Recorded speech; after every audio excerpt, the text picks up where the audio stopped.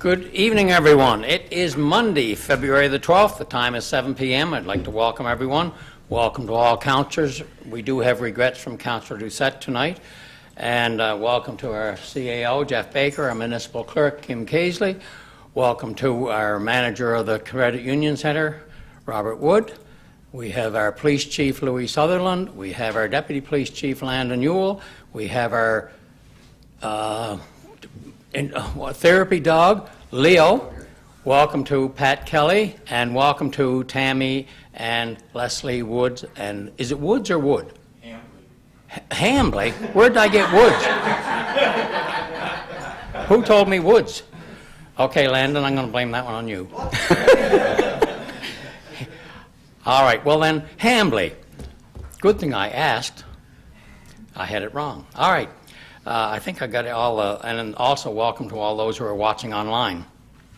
And before we start, I want to acknowledge that the land upon which we gather is the unceded Mi'kmaq territory of the unceded Mi'kmaq territory in the historic provinces of Prince Edward Island. It's covered by the historic treaties of peace and friendship. We pay our respects to the indigenous Mi'kmaq people who have occupied this island for over 12,000 years, past, present, and into the future. Council, the agenda is before you. We do have a couple of additions to add on. One is on delegations. We'll add 4.2, which is a presentation, a few remarks by Pat Kelly with the Minor Hockey Association. And then also under new business, we have a new request for decision that I think went out this afternoon, request for decision number 8.1.3, which is a request for decision number 2024-06. So if there's nothing further, I would entertain a motion to adopt the agenda with those two additions added. So moved by Councillor Toombs, seconded by Deputy Mayor Spencer. All those in favour? Motion carried unanimously. Thank you, Council. What about conflicts of interest on the items that are before you tonight? Any conflicts of interest, councillors? Hearing none, we'll move right along to delegations and speakers and public input. And the first item on the agenda is going to be the introduction of Leo. And I think what we'll do is, do we want to introduce Leo first, and then we'll make a presentation to our guests, the Hambleys, not the Woods? Good. Well, that's what I was told. Yeah. Come on in here to show you off. And this is Leo. This is Leo, our chocolate lab and the newest member of the Kensington Police Service, or as I call him, the King of Kensington. Right. Leo is part of a certified training therapy program. It's the same one you might recognize that the... Do you want to just turn on that microphone there? There. It's the same program that's being utilized by the RCMP for their dog, and also by Charlottetown Police with their dog Captain. So I was able to reach out to them when we got Leo, and they agreed to take him on, and it's a complete non-profit. And they do, they're with Leo for 8 years. That's what they consider his working life, 8 years as a therapy dog. And we've only had Leo for about 3.5 weeks now, and already we're seeing a huge difference in morale with the officers. We've had 3 sudden deaths this year, where I've seen Leo just kind of brighten the guy's day, and he hasn't even really began his training. So eventually we're going to move him to, we've had him to the elementary school, and because he's part of the program, he's allowed to attend different businesses because he's a certified training dog in training for therapy. Yeah, we're really excited and appreciate the support of council to have him. Question? All right. Well, Leo, welcome to the town of Kensington, and welcome to the Kensington Police Services. We really do look forward to you being with us, and I enjoy having a visit from him every day when I'm here. I had to go and get some a bag of treats for him, so now he knows when he comes into my office he's going to get a treat. So I do have to make him work for it. I have to make him sit down or lay down or do something. I was trying to get him to shake, but I was informed that you don't get these dogs to shake. That's not part of the therapy. So I'm in training too. So before if that's everything you have, Chief Sutherland, you and I have something to make a presentation. I'll let you, we're going to, the Hambleys. Fortunately, I have this in the name of the Seashell Restaurant, so that means it's going to be legit. If you would like to come up here, and perhaps what we'll do is, Louis, do you have anything to say?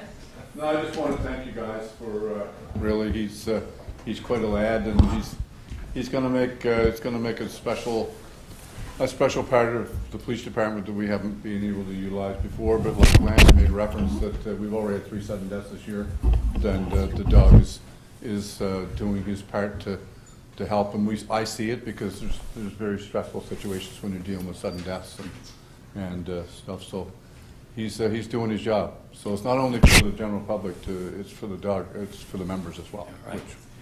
And I think as all council are aware, and those who are watching at home, the dog was donated by the Hambleys here. So this is a certificate of appreciation on behalf of the town of Kensington and the Kensington Police Services. We express our sincere appreciation for your donation of a chocolate Labrador puppy to be used as a therapy dog in our police department. Your thoughtfulness will be enjoyed by many as this puppy becomes fully trained. We look forward to working with Leo in the years ahead. Thanks for your thoughtfulness. So, on behalf of Kensington Police Service and the town of Kensington, Thank you very much. it's a small thing, but we do appreciate it. Come on in here, Leo. Landon, you want to stand over on the other side there? See if we can get him to sit in the middle. Sit down. Sit. He knows where the treats are. Yeah. 1, 2, 3.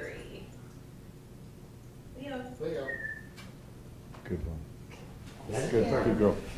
So thank you very much. Thank you. Thank you. Really We will be appreciate able it. to visit you, and so we'll. Thank you.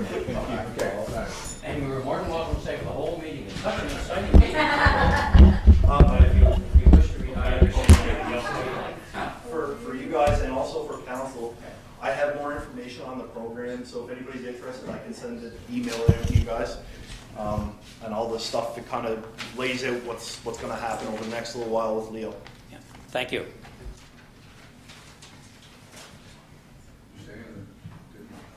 Okay, that's fine. Yeah. You got this. All right. Moving right along, the next item on the agenda is some remarks by Pat Kelly with the Kensington Minor Hockey Association. Pat, if you want to step up to Councillor McCrae's mic, you can. The floor is yours, sir. Yeah, obviously I don't have a dog. Thank you. As Thank you. Robert, Thank you for coming. Robert just pointed out, that's going to be a pretty tough act to follow. But I guess I'd like to just thank the mayor and council for letting me, say a few comments tonight on behalf of minor hockey. I know we did send in a letter or an email, with our concerns that we've had towards the proposed rates being increased.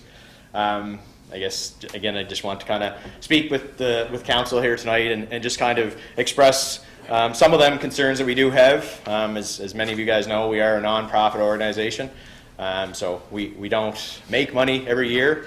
And for the last few years since COVID, we've actually been, I guess, losing money, like a lot of businesses have. We were fortunate enough that the people ahead of us or before us were able to leave us with kind of what we'll call a nest egg or some money in the bank that we were able to weather that storm. Knowing during COVID, inflation, everything else, and that was going on with the general public and our users, we didn't want to increase them rates. And again, this fall, rates were talked about at our meeting, I guess, our startup meeting, and concerns were raised over additional fees that we had already gotten from Hockey PEI. And knowing that there was probably going to be some rate increases coming from the town for the renovations that had happened at the rink, we deferred again this year. So again this year we're probably going to end up in the red, I guess, or in the losing side of the ledger. So that's kind of where we're at, I guess, from our perspective as an organization. We know that we're going to have to increase rates next year. So when we first heard, I guess I'll say, the rumors of the proposed rates that were initially put forward, it was kind of shocking that it would be that much, I guess, in 1 year. We've never seen that large of an increase at any point. And we've always been able to kind of plan. I think me and Robert talked again last year about the 5-year plan. We normally got somewhat of an outlook of what I guess the normal inflation rates that would be planned. I know that a lot of that had to do with electricity and all them kind of things, but we haven't seen one in a couple of years, which again we understand with the way the world is today. A lot of things are unpredictable. As any one of us know in our own personal lives, it's hard to predict from year to year. So taking all that into consideration, like I said, we deferred till next year. But the initial rates that we had heard were pretty high. And being, I'm going to say, I think, Robert can correct me if I'm wrong, the largest user of ice rental in Kensington, and accounting for over 50% of the revenue, we kind of thought we would have been at least part of the consultation. So I guess that would be my first concern that I'd like to raise, is that we're at a point now where I think we're voting on a motion of 2 options. With very little, I think, consultation anyway from minor hockey's perspective.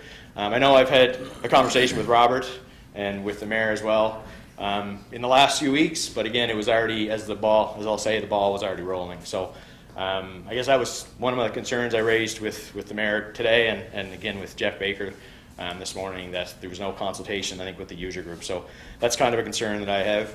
I do believe, or I think there's 2 options on the table today when I spoke to Jeff. So I do realize that there is 2 options now, and the second one is a little bit lower, but it is still going to be substantial for a user of our size. So again, just a concern that we have, kind of thing, moving forward.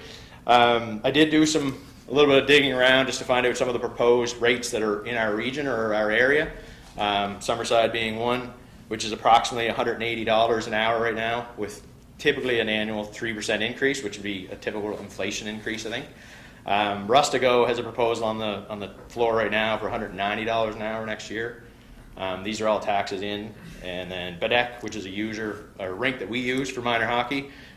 Again, I know these may not always be comparable. They're at $140 and we are at $180 today. So relative to the region, I think we're probably on par with what everybody else is charging. So I guess some of the things that I wanted to kind of bring up to council today, or at least ask the question, was, has there been any plan, I guess, put in place, or any developed strategic plan to look at, I guess, these costs moving forward? I know this is kind of a reactive increase based on operations, so I do get that. I understand operation costs have increased, and they're going to continue to increase. Things that I talked to the mayor and Jeff both about today is that we got to, I guess, be planning for the future as well. This is more of an increase just to kind of, I think, help. It's not going to solve the issue, I believe. I don't think it's going to completely take away the deficit for this year. So my question back to council, or at least something to consider when we look at tonight, is that we're voting, or you guys are voting on something that isn't going to solve the solution down the road. So that leaves a concern for us at minor hockey, is that how big is it going to be next year for the increase, right? So if you're still going to be losing money next year, and that's just on your operation cost, not looking into the capital side of it, how big is the increase going to be next year? So even if you do go with option 2 this year, that's only $20, is it going to be the rest of the $30 next year? So those are things that I guess we're kind of trying to figure out. Like I said, we're a nonprofit organization. We have to kind of try to plan for the future. So I do hope that the town will at least take that in consideration. Pardon me. Thinking about what we can do. And I talked to, again, the mayor today, and I believe as a community, as a citizen of the community, but as president of minor hockey, it isn't just the town that needs to pay for this. So it's the surrounding areas, and I think probably everybody here would agree with that. Anybody that uses the facility probably should be helping to fund whether it's operating or the capital costs going forward.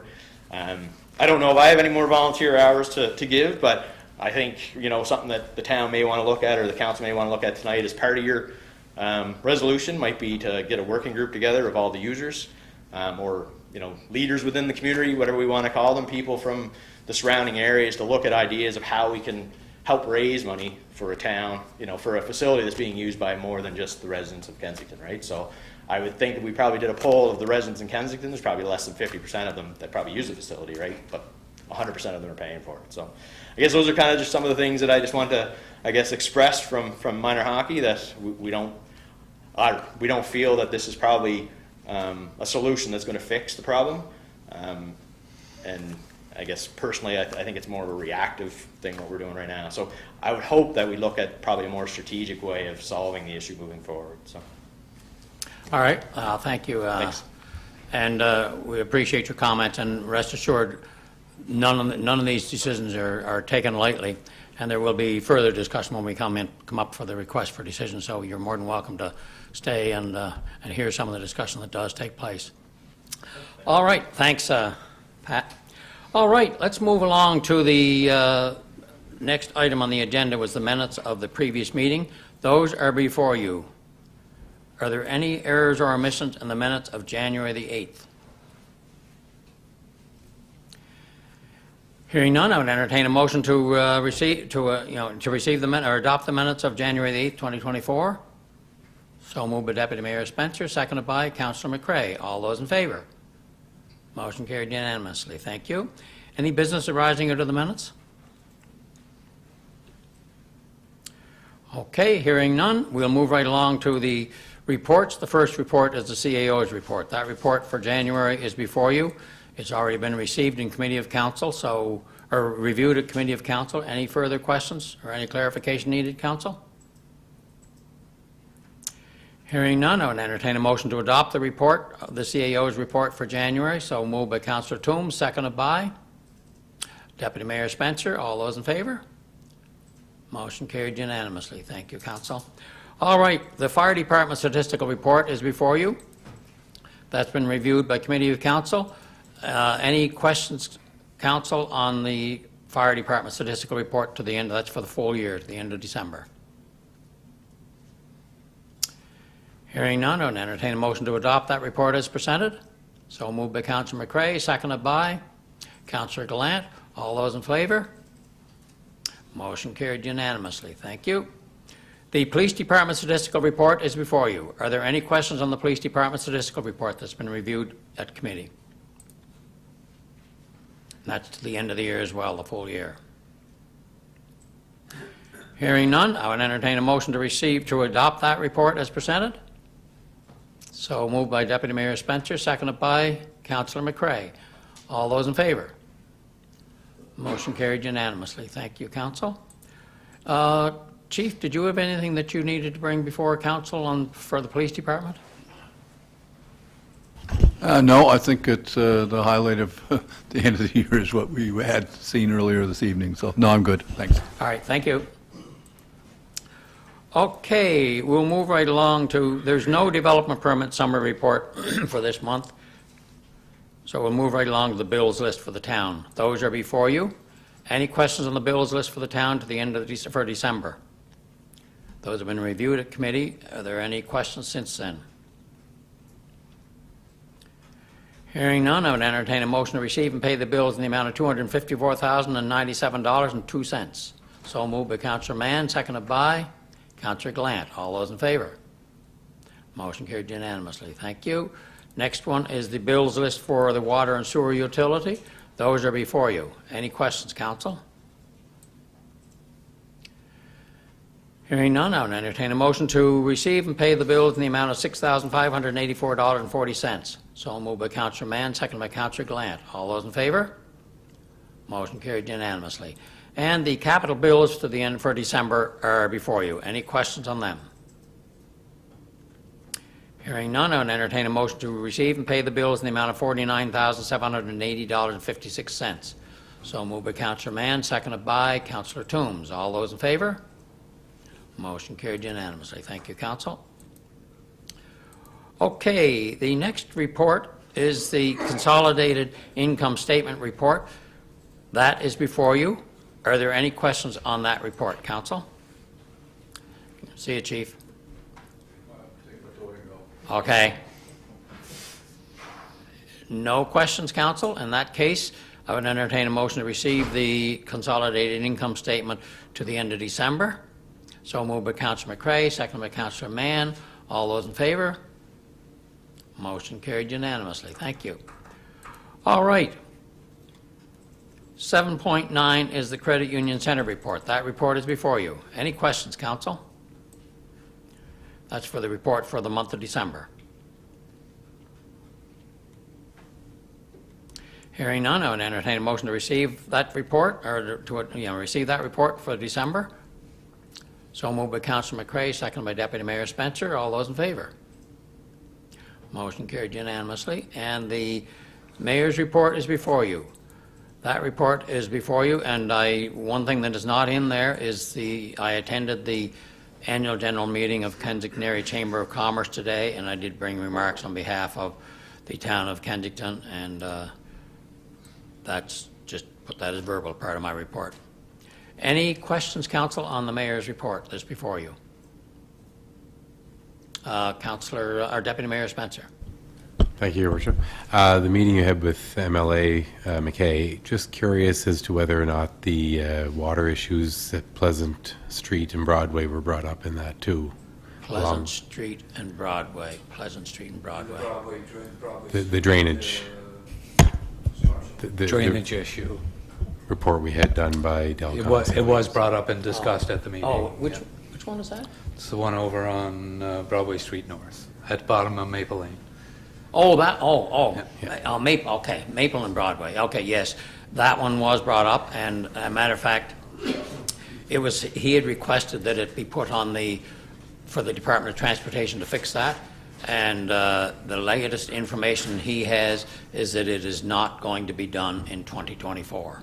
Okay. So he's going to be pushing it again to try to get it done in 2025, but it did not make the cut from what he's been telling us or what he's been informed for 2024. Okay. The reason I brought it up yesterday with the water melting, we were out for a walk, and the starting to get it grooving on Pleasant Street, near Rocky Arsenault, where the water is flowing down the center of the road.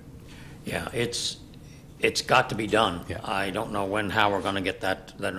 We've only been battling that now for over 30 years, so let's hope that it ends up getting done in 2025. Every year that it gets put off, the more expensive it gets to fix the problem. So, anyway, it has been one of the things one of the items that's been discussed with him, and he's telling us that it's not going to be done in 2024, is what he's been advised by the province. But that doesn't mean we haven't lobbied for it. We're hoping for next year now. We're starting to lobby for next year if it's not going to get done this year. Any other questions, council, on the mayor's report? Hearing none, I would entertain a motion to receive and adopt that report as presented. So moved by Councillor McRae, seconded by Deputy Mayor Spencer. All those in favor? Motion carried unanimously. Thank you. The Federation of Prince Edward Island Municipalities. Councillor Mann, do you have anything to report? No, thank you, Your Worship. Oh, boy, I always got something to report. The last meeting is pretty quick. Not too much on the agenda. We approved our provincial budget submission to the province with recommendations for finance. And the chair or the president appointed the new members of our board to the different committees. And we set our rates for 24-25. So, and the consensus was no increase on the rates. And again, as said in the last meeting, don't forget about the AGM, which will be held in Charlottetown on April 24th, or 29 of 2024. 29th, 2024. Okay. Yeah. And did you get a put on any committees? Are you still chair of the Same finance? ones. Same. You kept that? I kept finance, You must yes. be doing a good job. All Yeah, right. no rate increases. Well, there you go. Yes, exactly. Any questions, council? All right, hearing none, we'll receive that report. And Councillor McRae, the Kensington Area Chamber of Commerce. Thank you, Your Worship. As you had noted, there was a AGM this morning, and Matthew Jelly was our guest speaker, who did a fantastic job from stating like where they took over to how they built it up to where it is today. So it was quite an amazing journey he had. All the new board was sworn in by the mayor, and anything that was supposed to happen since my last meeting has already happened. So our meetings are They're always 1 month behind. yes, exactly. So- Everybody knows everything. Exactly. Yes, and Ian McCarville is the new president, right? Carrie Bertram is now a new board member, Okay. and Lindsay Connolly's the vice president. Yeah. Kevin Cousins is the treasurer, He's- and Jacob Robar, is it? Yeah, he is the treasurer. secretary. Or no, secretary, right? Secretary, yeah. Just the opposite of what I said. Okay. And I think Tracy Wadman may be coming on as a new member, Right. board member. All right, thank you. That's Any everything. questions of Councillor Mann? McCray, what did I say? Oh, was I looking at you when I said it? Well, then I'm sorry, Councillor McCray, my humble apologies. I guess I must have seen it on my report here. I'll blame that, or either that or old age, one or the other. The HERTA PEI committee, I'm the one that's representing the town on that committee at this stage. So far, there are still 2 more recognition plaques, storyboards to be installed. They're trying to gather more information to get them completed. And there's nothing really new at this stage. We're still waiting for decisions from MCOA and on funding for a new project. And until such time as there's something comes forward on that, there's nothing new to report. So that's basically all I have to report at this stage of the game. If there's no questions, then we'll move into new business, and the first item of new business is item request for decision 2024-04, which is the ice rental rates for the Credit Union Center. Council, the information is before you. There's a lot of information. Any questions, clarification, discussion? Councillor Gallant. Thank you, Your Worship.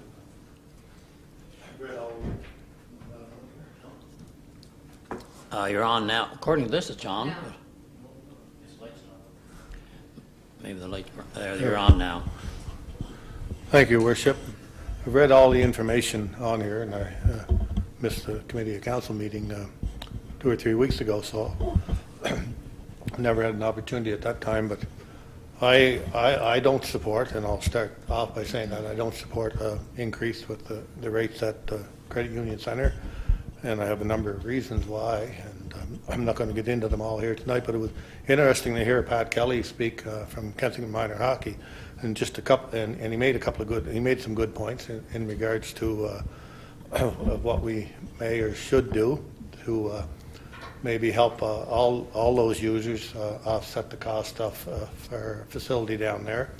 And he's right in some of the areas where we could look at some other options, and I believe we can look at, I firmly believe personally as well, and I've talked to some people in the community, we could look at things in the off-season, the off-ice season that could maybe happen in the summer and hopefully generate some more revenue.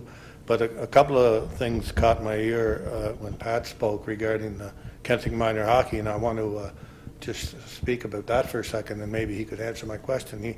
He made a remark that the Bedeck arena was only about $145 or something an hour, and that Kensington Minor Hockey used the Bedeck arena, which it doesn't surprise me, but it disappoints me to the fact that we would, as a Kensington Minor Hockey, or even as a rink here, allow our minor hockey to go to Bedeck, because I've seen hours down here in Saturday morning from 7 to 9 that are open, and I think there needs to be also some between ourselves, or not so much council, but our rink and the minor hockeys to utilize every hour possible in Kensington without going to other areas. And when I say that, if you have to take maybe early morning hours to open up other hours for other activity that we may generate revenue from, we should do that. And I guess my question is, maybe Pat or Robert could answer it, as to why are we going to Bedeck to rent ice if there's hours on Saturday morning from 7 to 9 in Kensington? I don't know the answer to that, so maybe you could put your questions to the chair, please.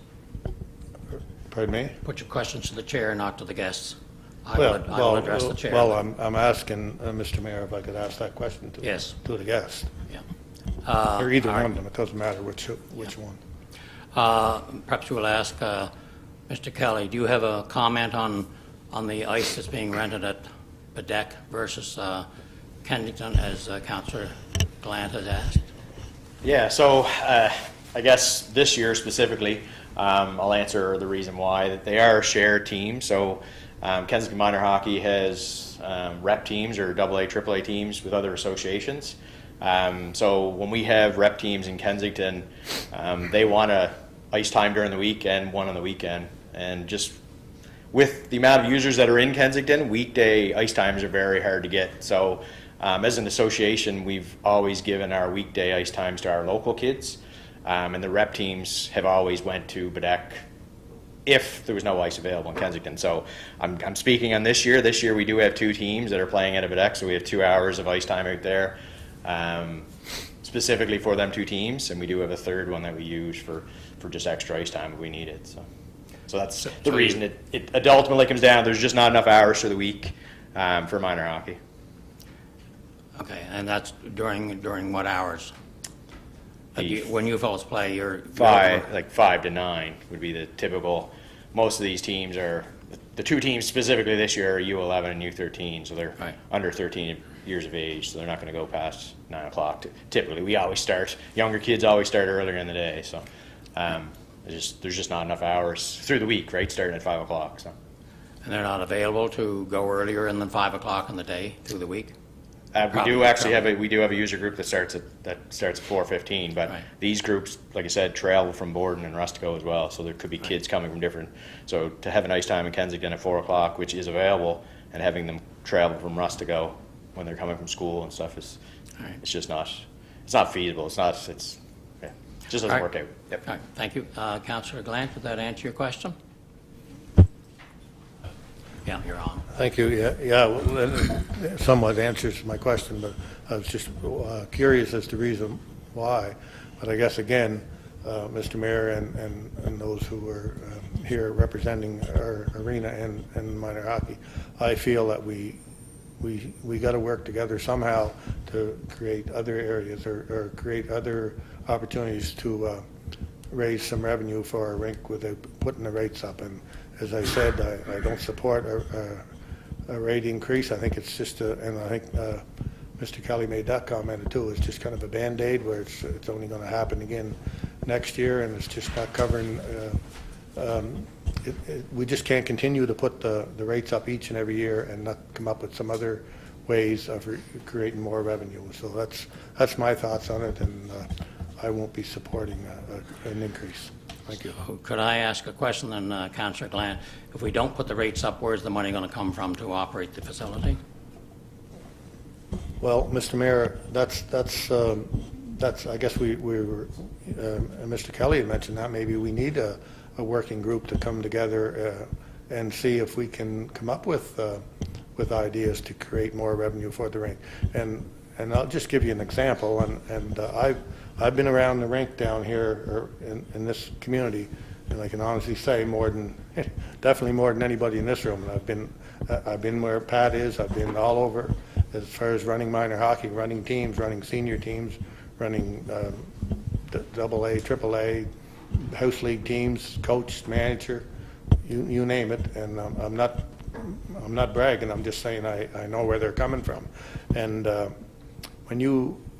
when we get, and I brought it up at council before, we get user teams down here, such as now there is a senior team here in Kensington, as we all know, who draw great crowds, and I brought it up at council before. You know, the other arenas, and I've talked to the other arenas, the funding from those senior teams goes to those arenas. In our case, they pay for ice time, and the rest of the money, I assume, goes to whoever's running the team.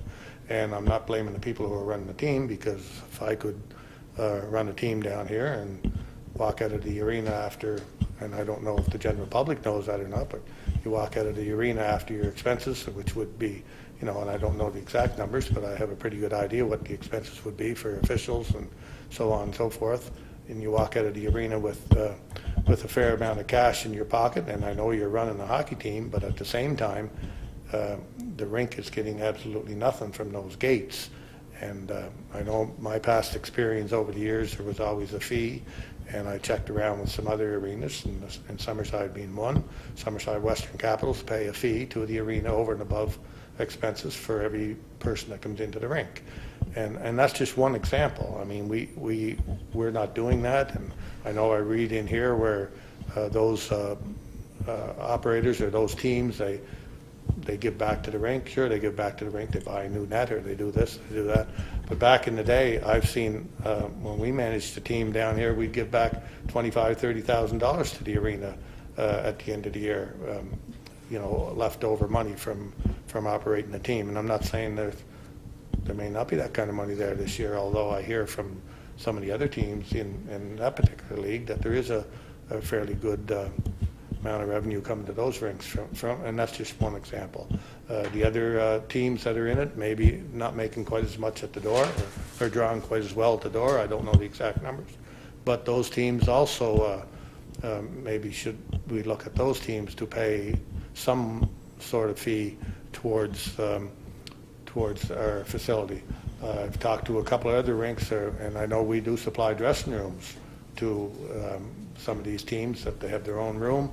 Well, in other arenas, they have their own room, but they pay an annual monthly fee for that room over and above their ice time. So just little things like that. Plus, I think in the off season, I feel personally, and I think there's people in the community, I don't know how what other council members feel about it, but we should be looking at having some sort of fundraisers or some sort of activity taking place in the off season that maybe raise some money for the arena as well.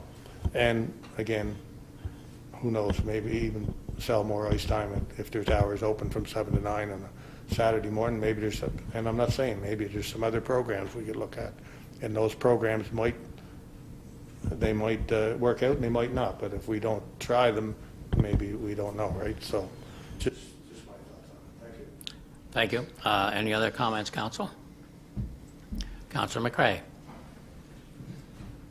Thank you, Your Worship. I have a couple of questions. First of all, going out to Bedeck is kind of like an agreement that agreement that you have that you go out there for so many hours because the children are out there, or you're going out there because there's no ice time in Kensington to use. So, like, is it kind of more convenient to go out there for a couple of hours a week? Or is it you're going out there because you cannot get ice time in Kensington?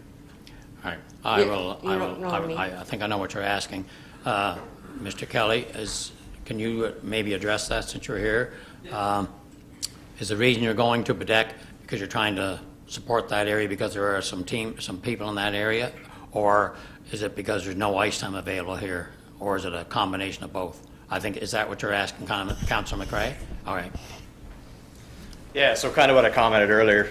The teams are essentially minor hockey teams under Kensington's, I'm going to say, brand or whatever the case. We register the teams, I guess. They are combined teams with Rustico, Southside, and Kensington for the Gulf Storm level, and those are the two teams that are out there. So the reason why them two teams went out there was because we don't have enough hours through the week. So, and that's the Monday to Thursday time frame. We don't have enough hours between them 4 days to be able to offer an ice time through the week and a weekend ice time. So most of these teams all play usually a home or an away game on the weekend, so they want to practice, or some of them want to have a home game through the week. So them two teams, we do, and I guess to Councillor Glant's comment, yeah, there is hours that we probably could have gave them on, say, Saturday morning at 8 a.m., but then they would also have an ice time on Sunday. So no team is going to want to have a practice and a game Saturday and Sunday when they're going to be playing probably an away game one of them 2 days as well, right? So then they'd always be canceling ice time. They'd never be able to find ice time, because you'd never be able to pick up that ice time, I guess, in Kensington. So the reason why we have to go out there is just there's not enough through the week. At the times that you're... At the time, between 5 to 9, and I mean, that's ideal. And minor hockey only has Tuesdays and Thursdays, just to add to that. So. Right. All right. Thank you. Does that answer your question, Councillor McCrae? Yeah.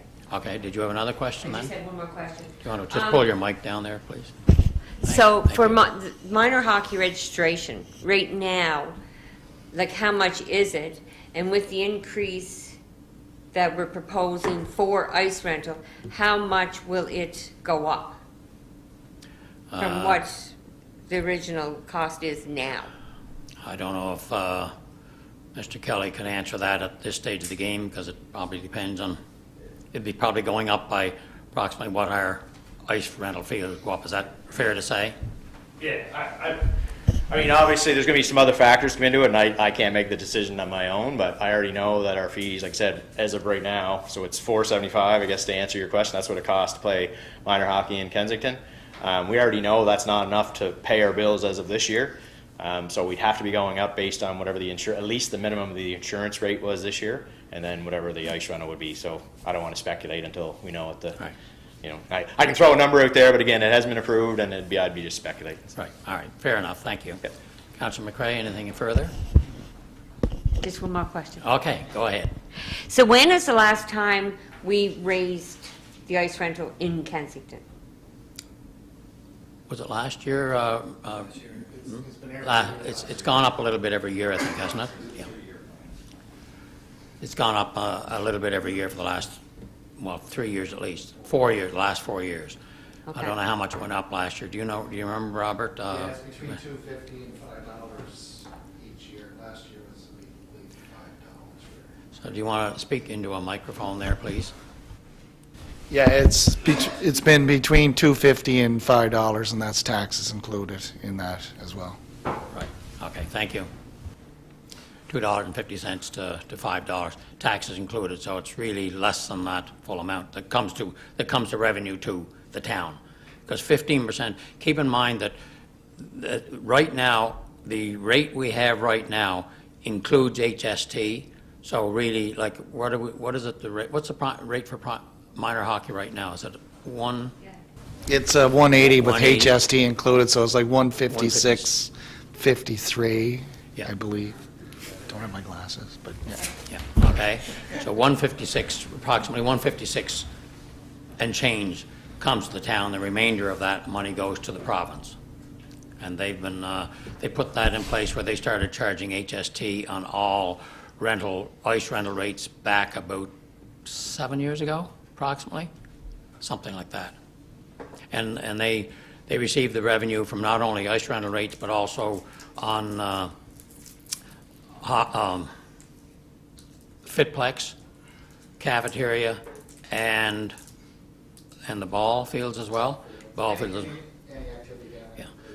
So roughly speaking, when you add it all up, the province is getting, depending on, I'd have to add it all, but somewhere around $70,000 to $80,000 a year revenue from our rink, because we have revenues somewhere in the range of $500,000, we'll say, that would be taxable with HST onto it. And that would work out to somewhere around between $70,000 and $80,000 of HST that would be actually going to the province. That's included in what we charge out. Deputy Mayor Spencer. I wonder, I know we've had discussions with the province about a regional contribution from other communities, and they've shut that down, but I wonder if that 70 to 80,000, they would be willing to part with some of that money to assist us, knowing that They do part with $8,500 a year. right. That's what they've been giving as a grant. And So about 12% of it. I'm going to ask Mr. Wood as well. That grant used to be how much at one time, and because they keep reducing it? Yeah, when I started 20 some odd years ago, it was 15,000, then went down to 12,500, then 10, now it's down to 8,500, probably the last 4 to 5 years. So what the province has done, if they're listening, the province has taken more money over the last 7 years, and they've reduced what they contribute to us, which makes it that much more difficult for nonprofit organizations. And we are a nonprofit. The town of Kensington is a nonprofit organization, and the rink is a nonprofit organization. One of the things that I'm sure that Mr. Kelly knows and everybody else knows, that the town does not take, if it was profitable, if the credit union center was profitable, we would not be taking any revenues into town coffers. Whenever it gets to be profitable, which I hope that we see it someday, those revenues would be used to pour back into the rink. It's not intended to be a profit center where the town generates revenue and takes it into general coffers. It's the other way around. At this stage of the game, the town is supporting the rink. Any other questions? Councillor Glant.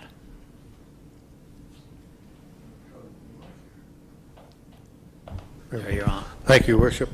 Just to Robert's comment, he It's absolutely right. I was on the board, I don't know if I was on the board when Robert first joined or not, but I was on the board for many years under the old Kensington Area Recreation Association, which is CARA board, and the grant was 15,000 from the province back a number of years ago, and then I remember the first time it came in that it went down to 12, I think it was 12,000, and how shocked we were. But back then, I think there was 13, there was a board of directors, there was a board of management, which I sat on, but there was a board of directors from, I think, 13 different communities within our surrounding area, which took in about, and at our annual meeting each year, there would be about 26 people, 2 people from each organization, such as maybe Malbec Bay or New London Lions Club at that time, and I'm just using those as examples, Women's Institutes, and all those different organizations.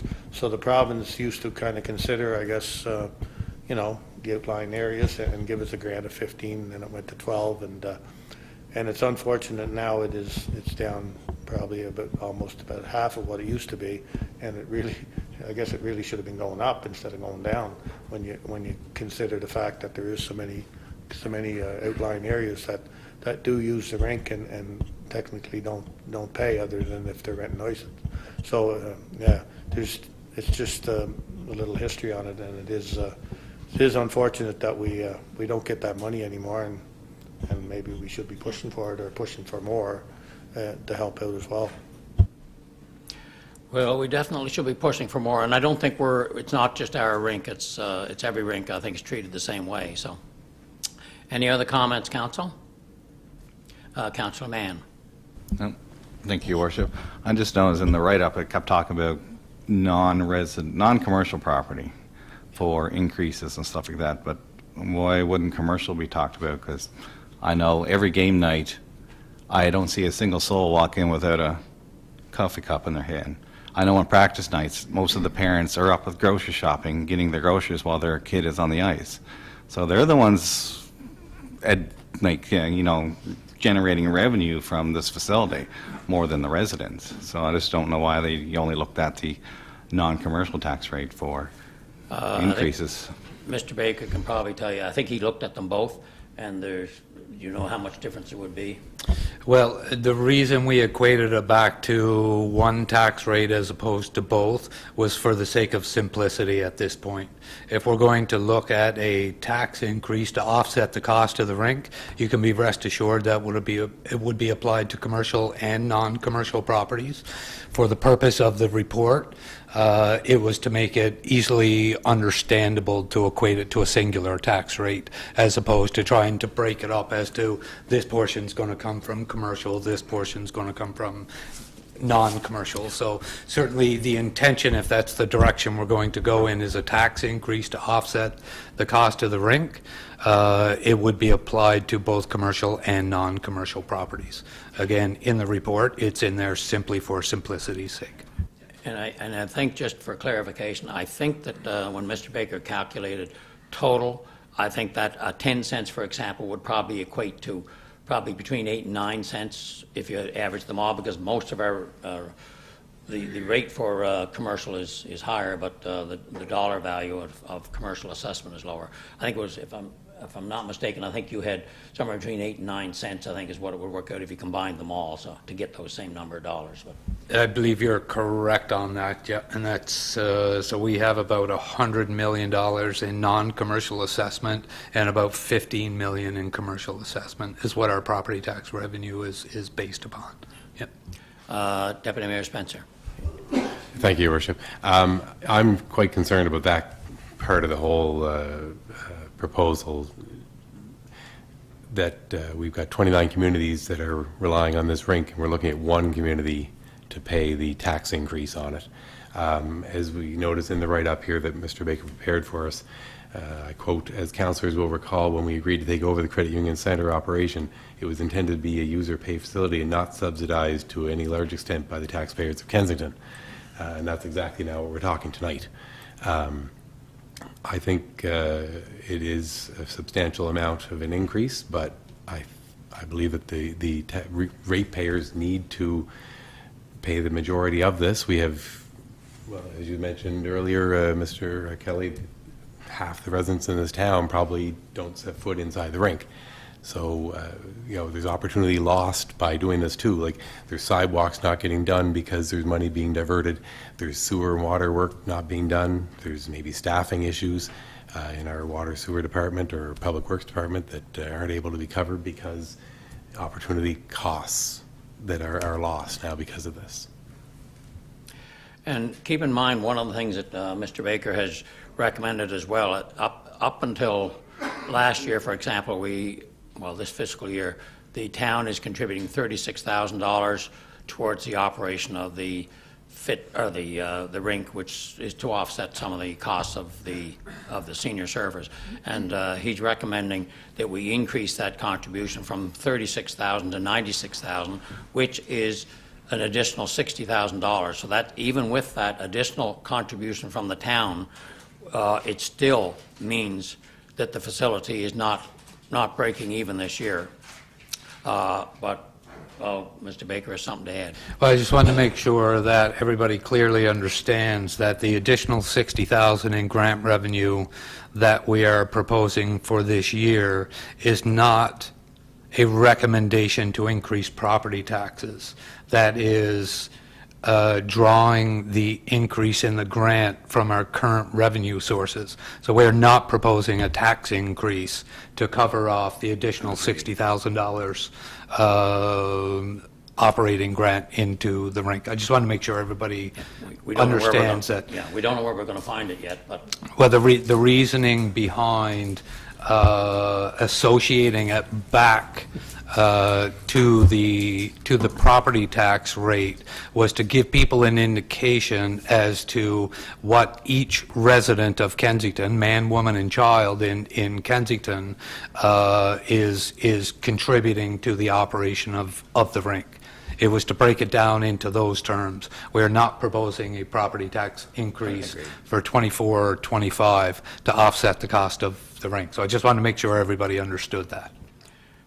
and we're not really proposing to increase the property taxes at this stage. If option 1 or option 2 is approved, then what that means is that we won't be looking to try to increase the property taxes.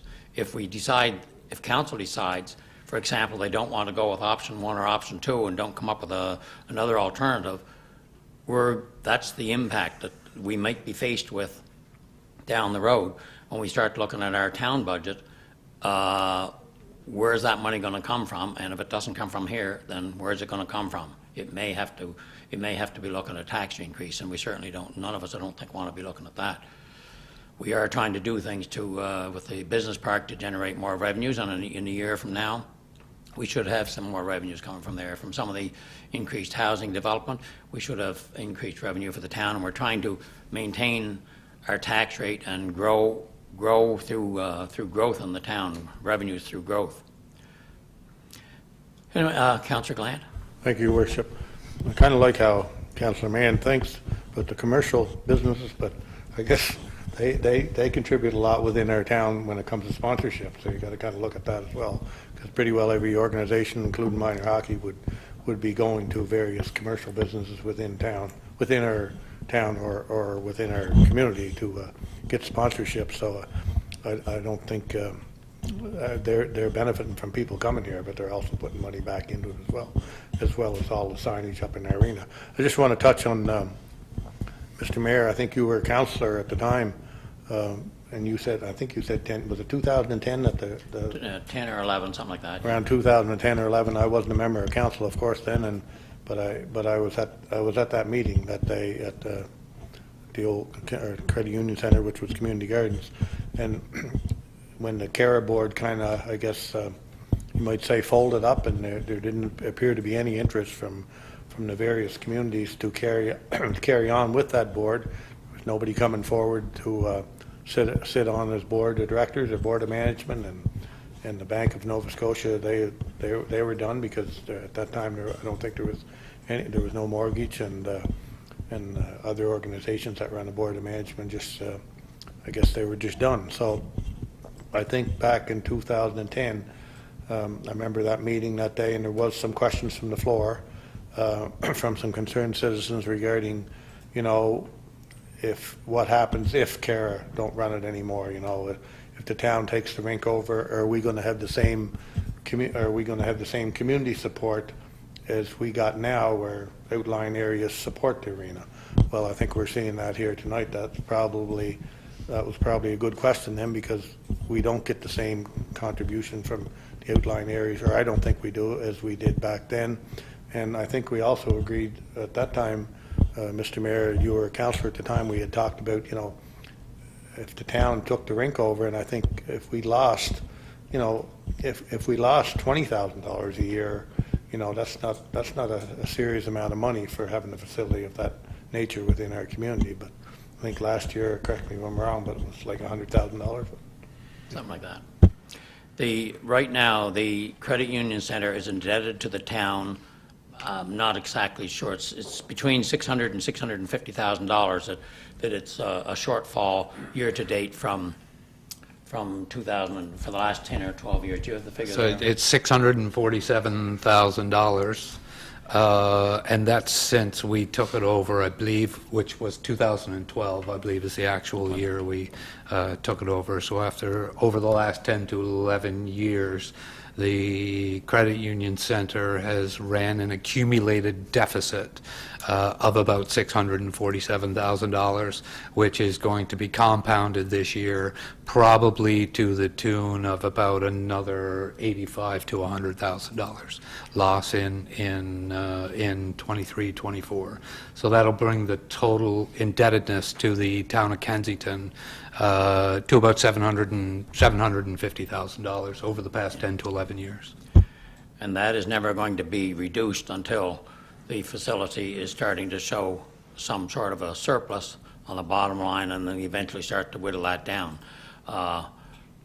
We don't know when that's ever going to. We don't see any rainbow at the end of the, or a gold pot at the end of the rainbow right now for when it's going to turn around and become positive or surplus. So look, I understand 100% the concern that the user groups have. I also understand the concern that the residents and taxpayers of Kensington have, and we have an obligation to try to do the best we can for both parties, and neither party should be burdened with the total cost. And right now, it's somewhere along the line. I know there's been suggestions that we have fundraisers. Well, as a town, I don't think the town. I can put in there to tell you that if the town started having a fundraiser, we're not going to get the same support as something like the minor hockey would, because everybody thinks that the town's got a bottomless pit of money, and that's not the case. Every time we try to go around, do things, I mean, they think that it's endless, but it's not.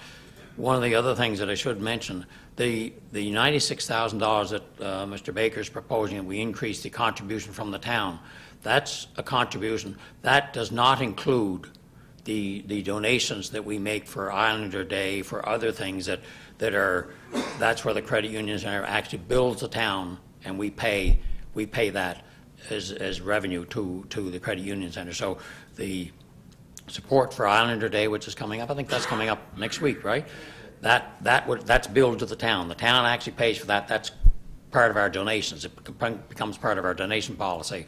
So we're talking about the town actually contributing more than really the $96,000 if you total it all up. And I'm certainly not insensitive to where we are, but we also know that Maritime Electric is starting to talk about another potential increase on the 1st of March for electricity. We have, in doing our budgeting this year, I think the budget electricity has been reduced by, the anticipated consumption next year has been reduced by something like 25% based on what we think solar is going to generate. Hasn't started yet, but hopefully it'll be going before the new fiscal year starts. That hopefully we can actually generate more than 25%, but based on our consumption and based on how much the facility, the solar, is supposed to generate, it's anticipated to be somewhere around the 25% mark, roughly. We won't know till we have a year behind us really what it does generate. Any other comments, Council?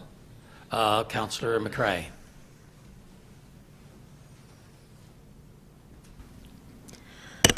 Thank you, Your Worship. I was just reading the letter here from Pat, And I just want to clarify something. The rink has been losing money for years. And, well, we discussed putting the ice rental and putting the fees up, but we're not putting the ice rental fees up because of the money that was invested into the rink to get money back. It's to keep the arena running. It's not because of the money that we put in to upgrade it and to keep it going. That's not why we're putting the ice rental up, to pay for that. We're putting the ice rental up so we can keep our arena operating and working. To a degree, you're correct, but there are increased operating costs projected for this year because of the extra cleaners that we've hired, because one of the things that the users wanted was a cleaner facility. I'm talking So about there's been- renovations. The Oh, no, renovations well, we did. Well, there is interest and loan payback, but the interest portion is, I think it's about $33,000. I could be, that may be the principal and interest. I can't remember off the top of my head. So the increase in the operating cost associated with the renovation we just did down there would be associated with our borrowing costs associated with what we borrowed to complete the renovation. So the renovation was, off the top of my head, 2.1 million, I'll say. So the town's contribution to that project was just under $500,000, actually just over $500,000, but there was another funding program involved.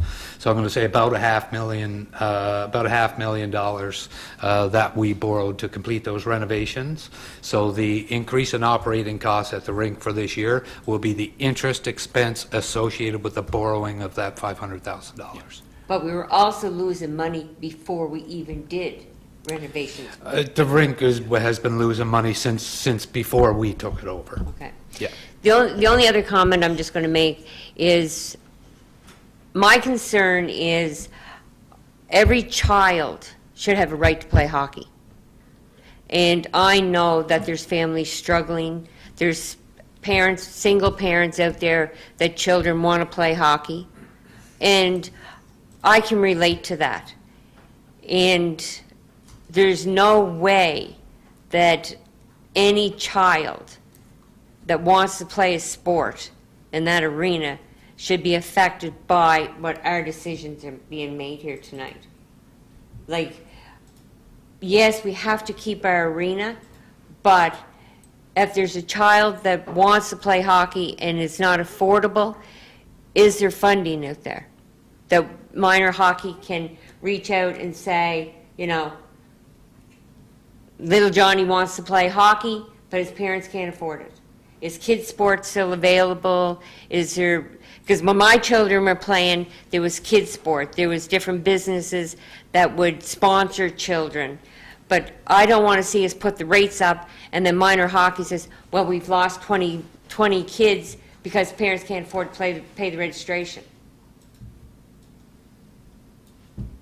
That's the only thing I'm having a hard time with. anyone else, council? Councillor Glant first. Thank you. I promise, I'm not going to, this is it for me. Maybe Pat could answer this as well. I know there is kids sport that's still out there, which is an island-wide. I'm not sure if that's still available to, I assume it's available to kids in all areas because it's an island-wide fundraiser.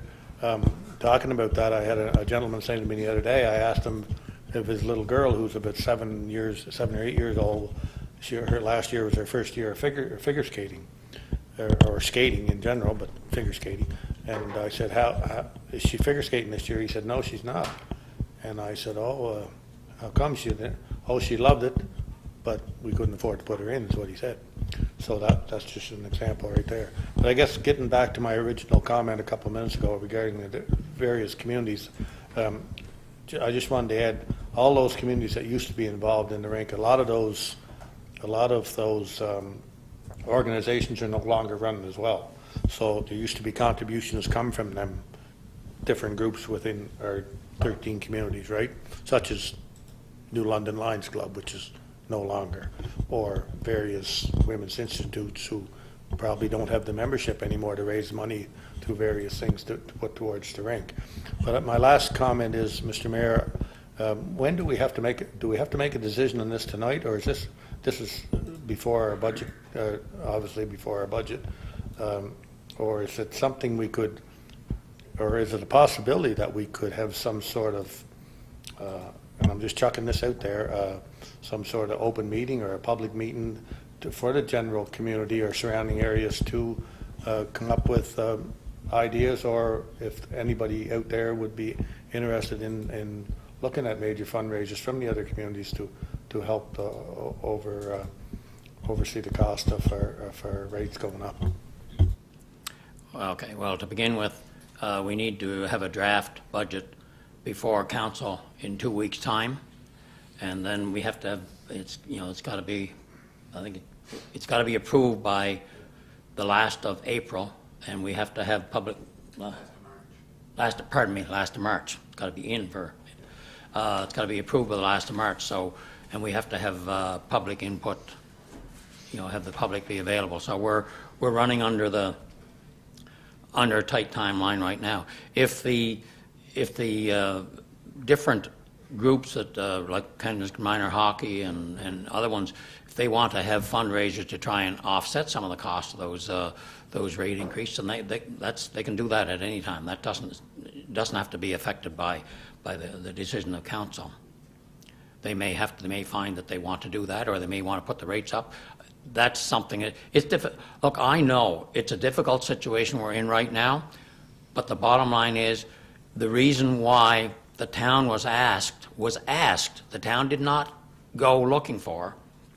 The town was asked to take over the rink because Kensington Area Recreation Association could not continue because the outlying communities could not afford to contribute to it.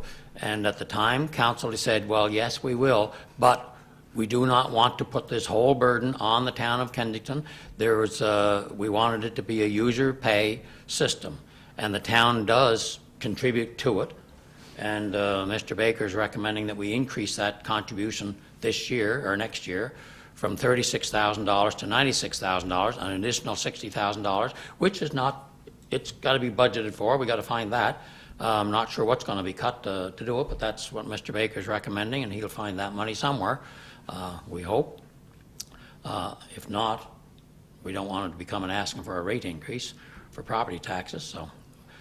So it's, look, I recognize where we are, and I think one of the things that we have to, we need, there's three potential resolutions.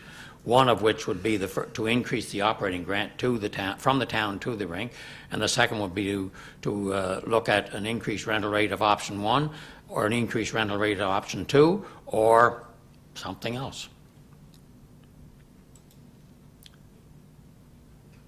It's not the towns that, if the town decided we wanted to do fundraising, we wouldn't have as much success as I'm sure as Kensington Minor Hockey Association. I think you'd probably agree with that, would you, Mr. Kelly? If the town was having a fundraiser, we wouldn't have people dropping in and saying, yes, we're going to do it. Whereas Kensington Minor Hockey, you probably would.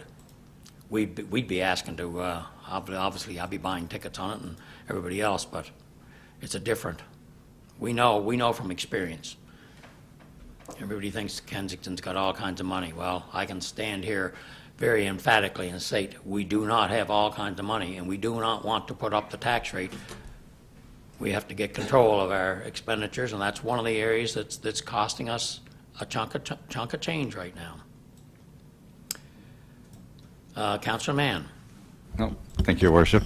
Yeah, so I guess we got to be careful too. Like I say, if minor hockey does put up their rates and we do lose children, like I say, there could be a chance that they don't have enough to ice a certain team. If they don't have enough to ice a certain team, Councillor Glantz going to be complaining to Robert, there's 2 ice rentals, 2 ice spots a week that are vacant. So, because each team uses two hours of ice every week. So, but because it'll happen because Summerside's what, a 15-minute drive. The parents are just going to register their kids elsewhere. So. And the same thing with the gym. I'm hoping you did comparatives with the gym, so because there's lots of gyms in Summerside, so which are, 10 to 15-minute drive, depending which one you want to go to, so. But I wouldn't mind even recommending maybe an option 3, just for simplicity for Robert, just to make the minor sport $200 HST included. As opposed to 207. As opposed to the 180 plus the 207, yeah. It would be 180 to 200.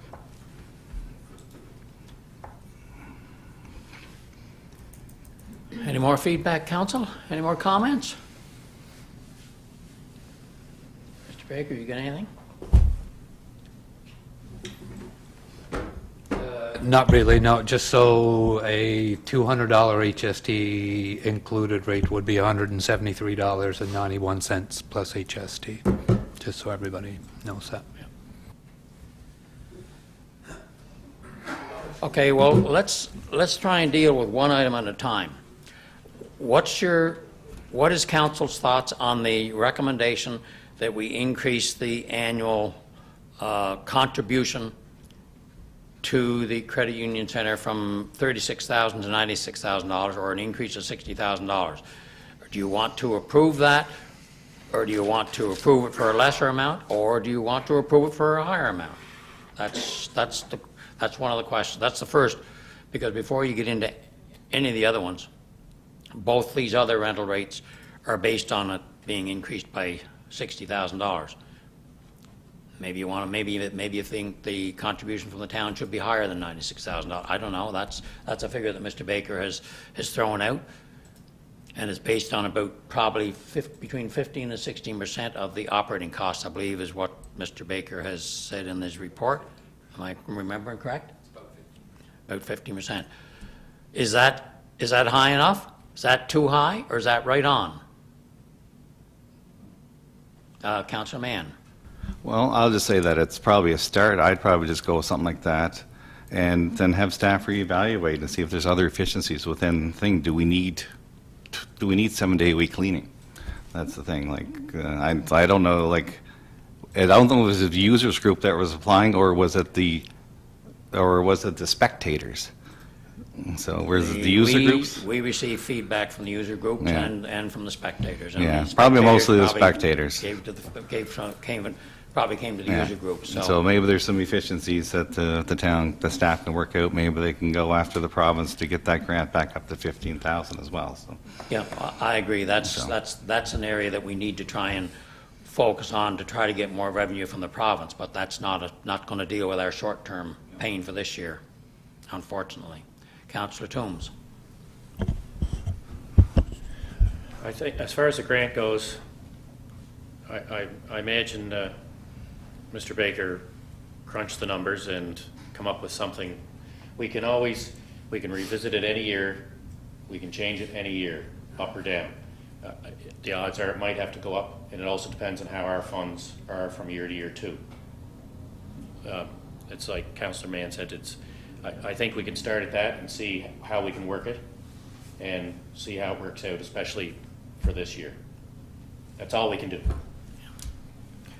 So any other feedback on the recommendation of $96,000, an increase of $60,000? Councillor Lant, did you have your hand up? I just had a question on somebody mentioned the staff, or the extra staff. Has there been a grant applied for that staff through the province? Is there areas out there that we could pick up grants for those staff, like for the cleaning staff? I don't know. Maybe there isn't, but I know there used to be grants available, but maybe there isn't anymore for various staff members. I'm going to defer that one to Mr. Wood. Yes, we got one of the cleaning staff covered for 15 weeks at 40 hours a week. It's not quite full salary, but they pay minimum wage. That was all that was available to us at this time. So the answer is basically yes, we do try to accomplish or get as many grants as we can. And when we find the year, a full year behind us, we may find that the cost of that is higher or lower than what we've been budgeted. We're hoping our budget's too high. We'd be lucky if that's the case, but we can always hope.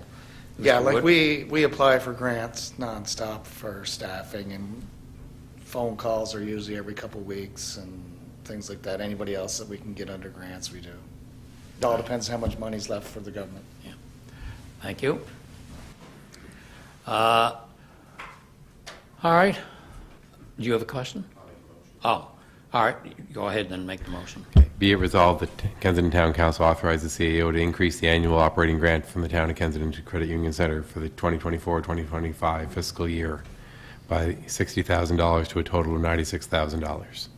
Okay, moved by Deputy Mayor Spencer, seconded by Councillor Toombs. Any discussion, Council, on that increase in grant? Hearing none, all those in favor? Motion carried unanimously. Thank you, Council. That's one thing under the way. All right.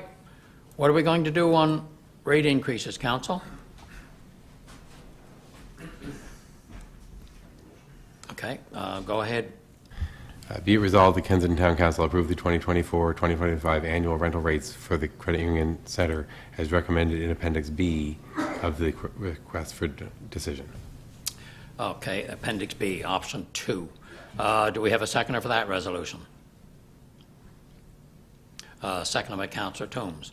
Any discussion, Council?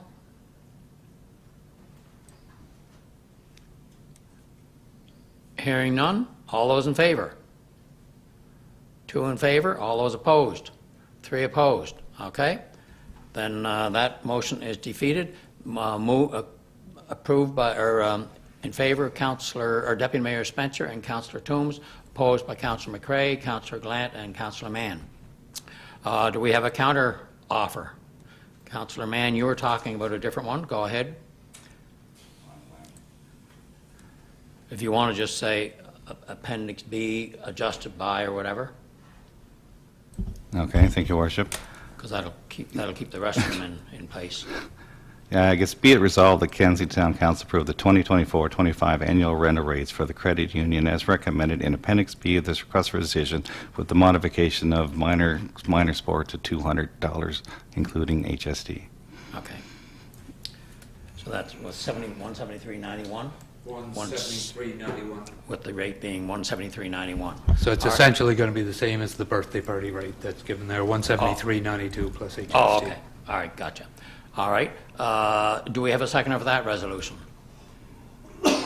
Seconded by Councillor Toombs. So moved by Councillor Mann, seconded by Councillor Toombs. Councillor, is there any discussion on that? All those in favor? All those opposed? 4 in favor, 1 opposed. Councillor Glant is opposed.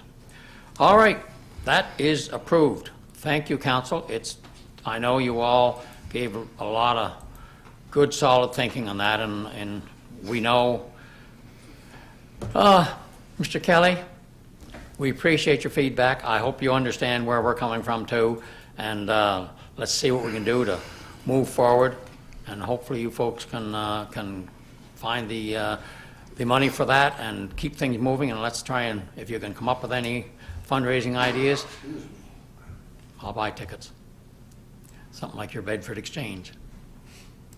All right, then we'll move right along to request for decision number 24-05, which is the consolidation of lands on the Atlantic Medical Properties, PID number 77917. Thanks, Pat. 77925 and 77933. Are there any questions on that request for decision? Thank you, Mr. Wood. Did you have a question there, Councillor Mann? No. Oh, your mic was on. That's why I thought you might have. Oh. Okay. What? Oh, did you forget to turn yours on? Oh, okay. Hopefully everybody heard.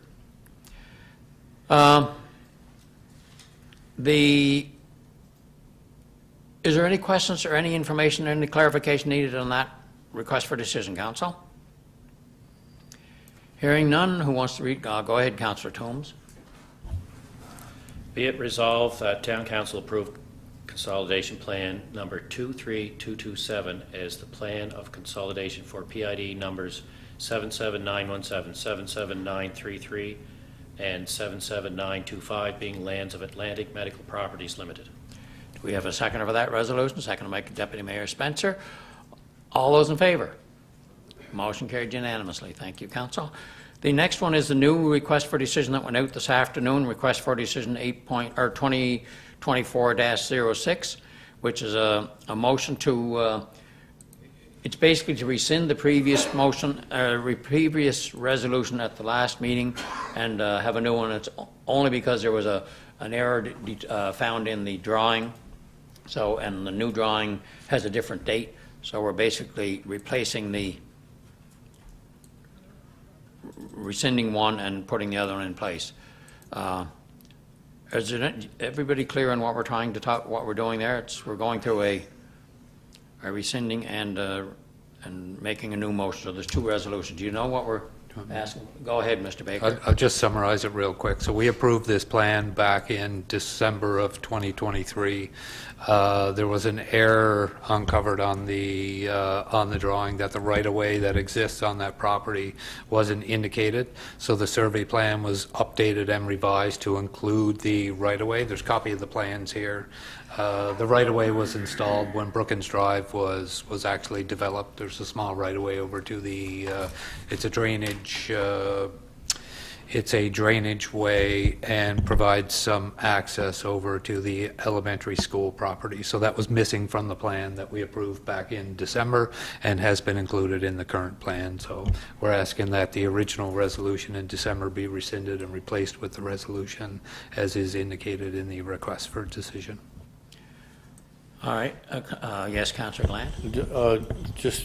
I know where the right-of-way is, so that's for service purposes? Is that what that right? It's not actually a driveway, it's more for service purposes.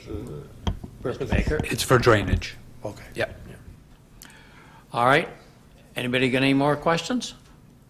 Who wants to read into the record the rescinding of the resolution? Councillor Mann. These are long ones, and you like the long ones, I know. Well, thank you, Worship. I kind of figured it'd be coming this way, so You ready, were you? I was ready.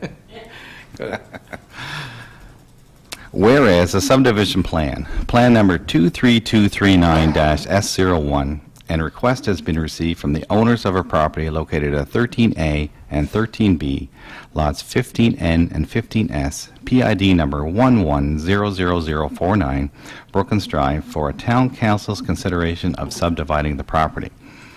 And whereas a request has been received for town council's consideration of a variance for 13B Brookins Drive, lot 15S, to reduce the frontage requirement from 11.43 meters to 10.51 meters, or a 0.92 meters difference, to facilitate safe access to the newly formed properties.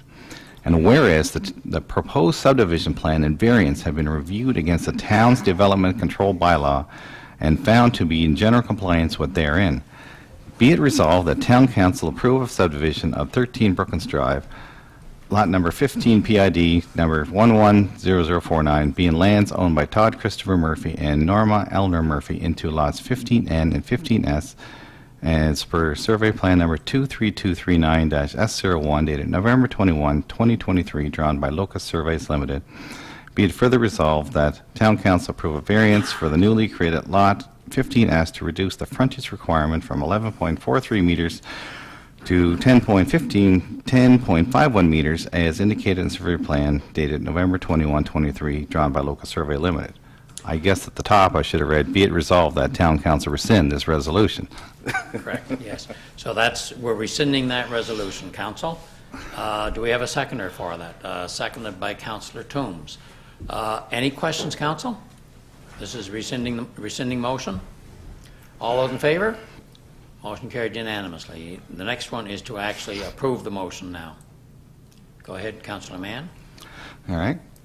Whereas subdivision plan number 23239-S01, revised on February the 7th, 2024, and a request has been received from the owners of a property located at 13A and 13B, lots 15N and 15S, PID number 110049, Brookins Drive, for Town Council's consideration of subdividing the property.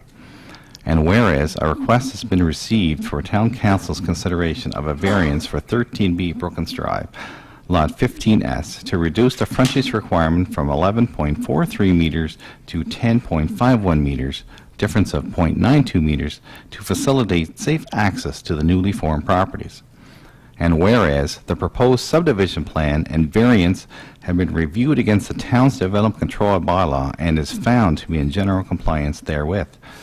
Be it resolved that Town Council approve a subdivision of 13 Brookins Drive, Lot 15, PID number 11000049, being lands owned by Todd Christopher Murphy and Norma Eleanor Murphy, into lots 15N and 15S, as per survey plan number 23239-S01, dated November 21, 2023, drawn by Locust Surveys Limited. Be it further resolved that Town Council approve a variance for the newly created lot 15S to reduce the frontage requirement from 11.43 meters to 10.51 meters, difference of 0.92 meters, as indicated on survey plan number 23239-S01, as revised on February the 7th, 2024, dated November 21st, 2023, drawn by Locust Surveys Limited. Thank you. Do we have a seconder for that resolution? Seconded by Councillor McCrae. If I can just ask a clarification, is Christopher, does he spell the name Christopher without an H? Because I thought Christopher is usually Christopher, but maybe it is. Does that make a difference on the resolution? Should be PH. Okay. So just a typo on the thing. The wording is right, just at the spelling when you do when you actually put it on the. We'll just add the H Yeah. when we put the resolution Yeah. on the plan. All right, any questions, council? All those in favor? Motion carried unanimously. Thank you, council. Then we're moving on into other matters. I wanted to just mention that this February the 12th to the 16th is celebrating School Staff Appreciation Week. So if you know anybody that works at schools, you can thank them for all the work that they do, teachers or janitors or bus drivers or whoever.